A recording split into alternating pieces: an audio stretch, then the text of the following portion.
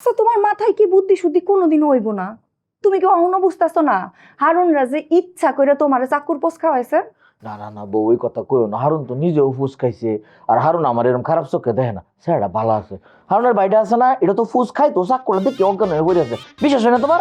তুমি গিয়ে তো উঠানো পড়ে গেছি। হ, এই দুনিয়ার ব্যাকি তোমার ভালো চাই, খালি আমি তোমার বউ হ্যাঁ তোমার ক্ষতি চাই ওইছে। আমি হারুনের কথা গেছি না তো। আমার সামনে আব্বার টাইম 20 লাখ টাকা চাইতেছে। আমি যদি কিছু না কই তোমার বদনাম হইতো না। কবো যে বড় ছেলের জামাইটা খারে রয়েছে, কিছু কইলো না।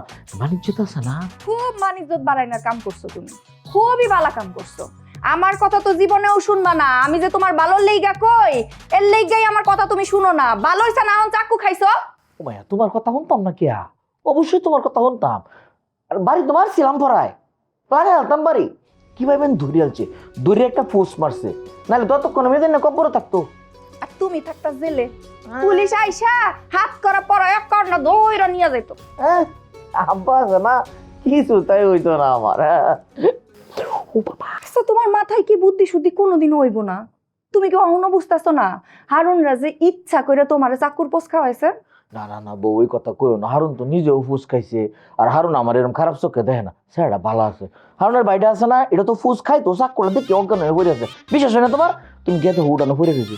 হ, এই দুনিয়ার ব্যাকি তোমার ভালো চাই, খালি আমি তোমার বউ হ্যাঁ তোমার ক্ষতি চাই ওইছে। না না, তুমি আমার লক্ষ্মী বউ না তো। বাবা, তুমি আমার ক্ষতি চাও না। তুমি এই ঘাটটার মধ্যে টুকুরে ধরছো না। টুকু কই, টুকুরে ডাক দাও, কথা কই।